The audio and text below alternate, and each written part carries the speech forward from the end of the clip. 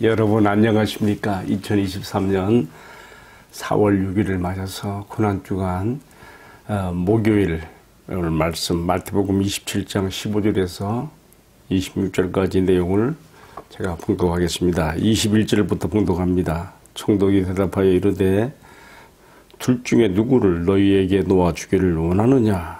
이르되 바라바로소이다. 필라도가 이르되 어찌미냐 무슨 악한 일을 하였느냐? 그들이 더욱 소리 질러 이르되 십자가에 못 박혀야 하겠나이다 하는지라. 필라도가 아무 성과도 없이 도리어 밀날이 나려는 것을 보고 물을 가져다가 무리 앞에서 손을 씻으며 이르되 이 사람의 피에 대하여 나는 무지하니 너희가 당하라.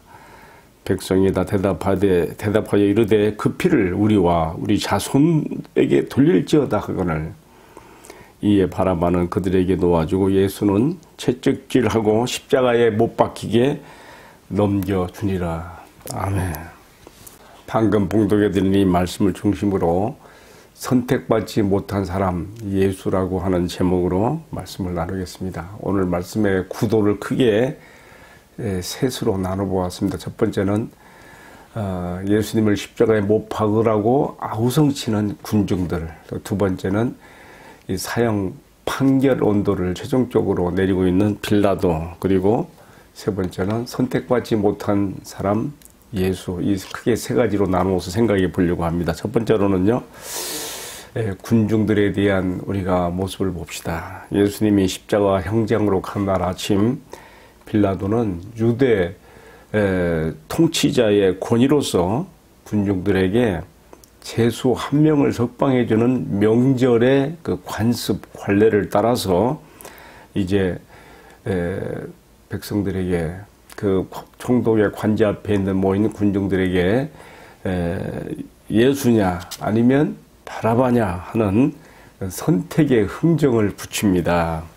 그러나 이미 대제사장들과 장로들에게 선동을 받은 군중들은 바라바를 선택하고 예수를 십자가에 못 박으라고 아주 큰 소리로 외치지요. 영어로 말하면 Crucify him, Crucify him. 그를 십자가에 못 박으시오, 십자가에 못 박으시오. 저는 이 십자가에 못 박으라는 소리하고요, 바로 며칠 전에 예수님께서 어린 나귀를 타시고 예루살렘 성에 입성했을 때에 무수한 사람들이 손에 종려나무 가지를 들고 호산나 찬송하리로다 열광했던 그 소리와 서로 비교가 되어 떠오릅니다. 그렇게 예수님께 대하여 우리의 왕이시며 우리의 메시아 그리스도라고 그렇게 환호했던 군중들이 그 외침은 다 어디로 가고 그들은 십자가에 못 박으라고 돌변했으니 이것이 바로 흔히 말하는 군중의 심리라는 것은 믿지 못할 심리가 아니겠습니까?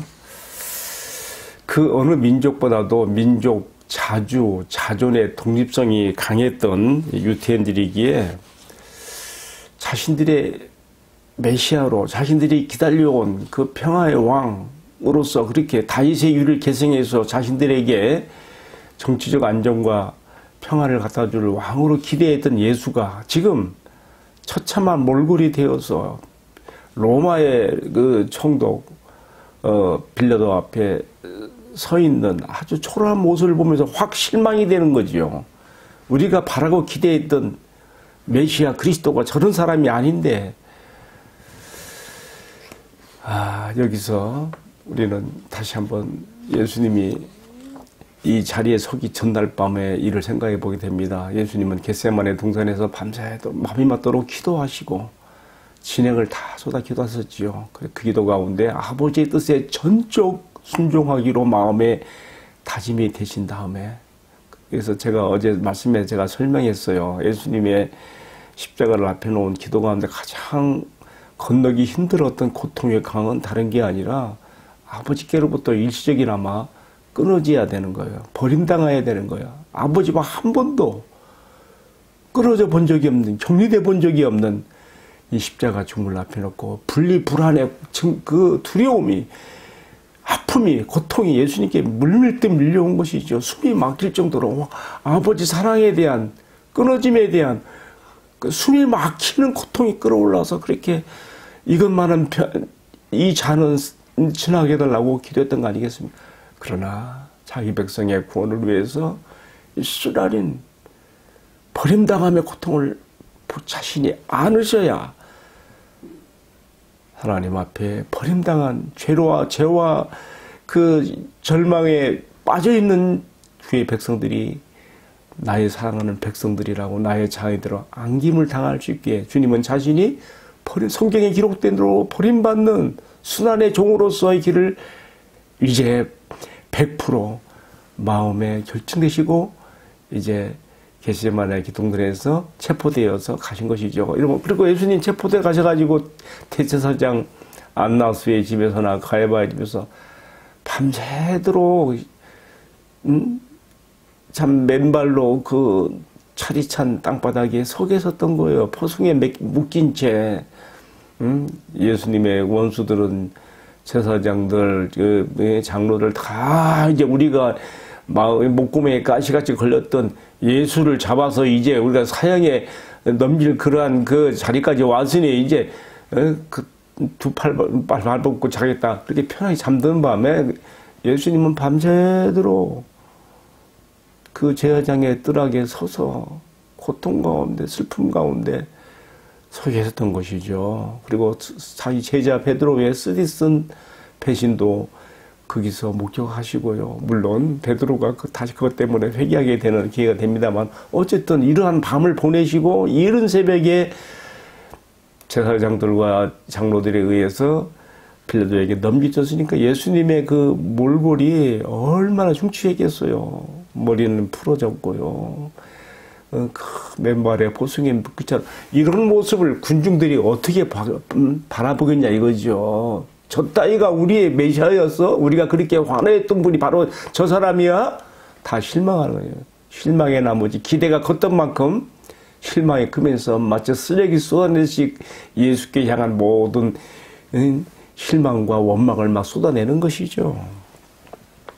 저는 오늘 본문의 말씀에서 군중들로부터 야유를 받으며 십자가에 못 박으라고 아우성침을 당하시며 서 계시는 예수님을 생각하면서 또 그 군중들의 그 함성을 생각하면서 혹시 저 군중들의 소리에 내 목소리는 들어있지 않는가 자신을 돌아보게 됩니다. 나도 내가 예수를 믿고 예수님을 따르는데 예수님께 대하여 기대하는 것이 많은데 내 뜻대로 되지 않고 나의 기대와 뜻과 상관없이 내 형편과 처지가 어렵고 내 가는 길이 가시밭길이기 때문에 나는 예수님께 대한 실망과 원망을 이들처럼 이렇게 쏟아낸 적은 없는가?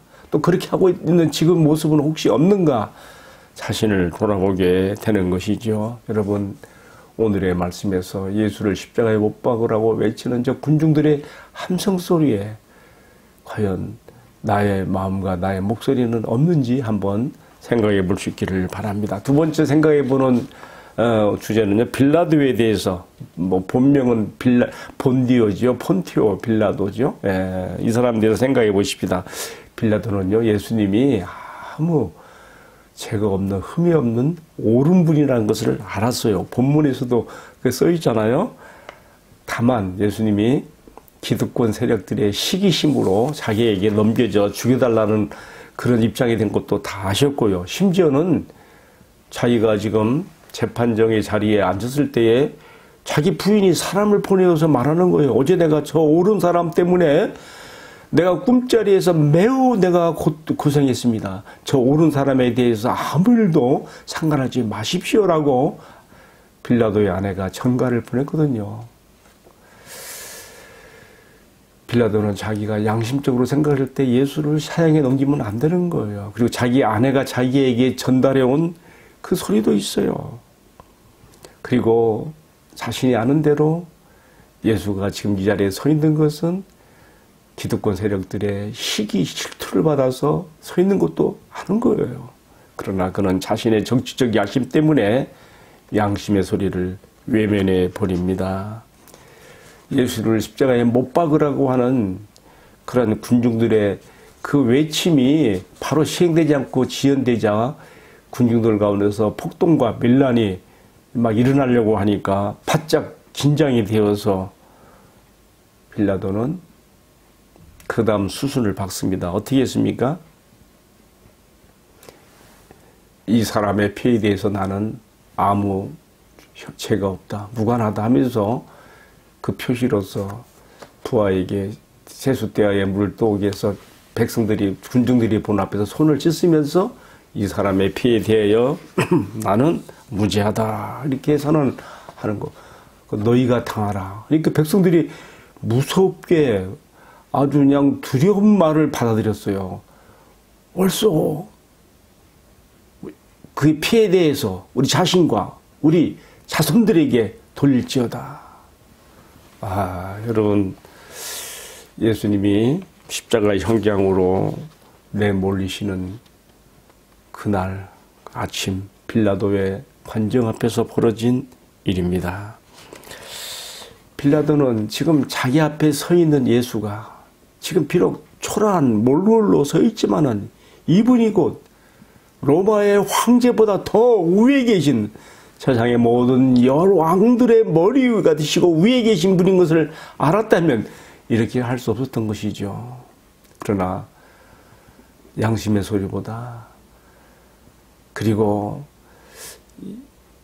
예수를 처형하지 않아야 된다고 하는 그 마음의 그 갈등보다도 자신이 괜히 밀란의 빌미가 되고 이로써 나중에 황제에게 이 나쁜 소식이 들어가고 자신이 정치적 입지가 흔들릴까봐 정치적 야심을 가진 자이기 때문에 그럼 다 모든 것을 묵살해버리고 예수를 내어주게 되는 것이죠.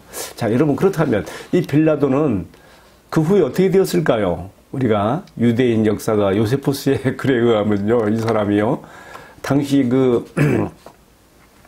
시리아 지방을 그 관할한 총독이 유대 지방의 빌라도까지도 자기 부하로 이렇게 다 관할했는데 이 빌라도가 사마리아인들에게 학대를 가한 일이 생겨가지고 그것이 그 시리아 총독에게 고발이 들어가요. 그래서 총독이 친히 유대 현장 예루살렘을 방문하게 되고 이 모든 조사를 하죠. 그래가지고 이것이 황제에게까지 보고가 되어서 나중에 빌라도는 본국으로 소환돼요.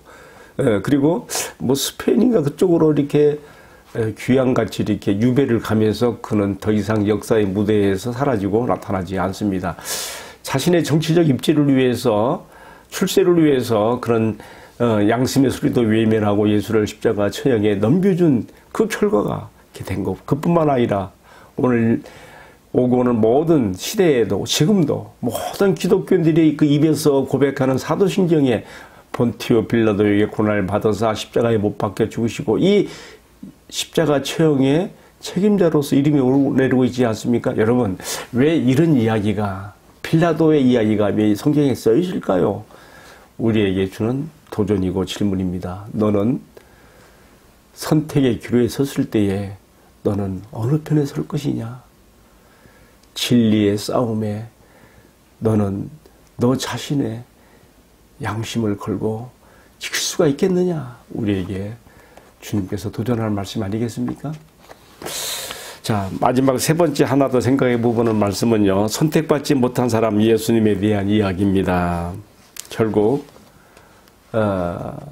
유월절 절기가 되는 그 아침에 총독 빌라도의 관정 앞에서 빌라도와 또 예수를 시기하여 넘기는 종교 지도자들과 또 그들의 선동을 받은 군중들이 3일체가 되어서 모두 예수를 이제 십자가형에 내몰리게 되는 것이죠. 예수님은 자칭 메시아로서, 자칭 유대인의 왕으로서 그렇게 죄의 판결을 받고 성난 군중의 희생양이 되어서 심한 채찍질을 받고 십자가 형장으로 내몰리게 되어집니다.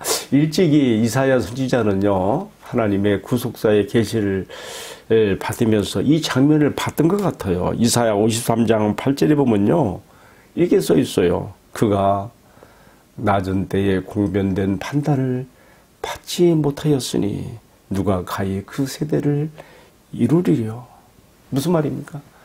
예수님께서 정말 낮은 자리에 처하여서 그가 빌라도 앞에 또 종교 지도자들 앞에 또 군중들 앞에 서서 제대로 된 공변된 판단을 받지 못하시고 선택받지 못하시고 죽음으로 내몰려진 그러한 슬픈 순환의 메시아상을 이사야가 바라보고 그렇게 이사야 53장 8절에 미래를 예언한 것이 아니겠습니까? 여러분 오늘 우리가 이 말씀을 어떻게 우리에게 적용해야 될까요? 선택받지 못한 사람 예수님에 대해 생각하면서 저는 또 이런 우리 자신들에게 또 이 선택에 이란 주제를 가지고 적용을 해보게 됩니다. 여기 세상을 살아가는 동안에 우리는 많은 부류의 사람들을 만나게 됩니다. 다행히 선택을 받아서 꽃길만을 걷는 사람들이 있는 건 반면에 선택받지 못하여서 가시밭길이며 형국의 길을 가는 사람들도 있습니다.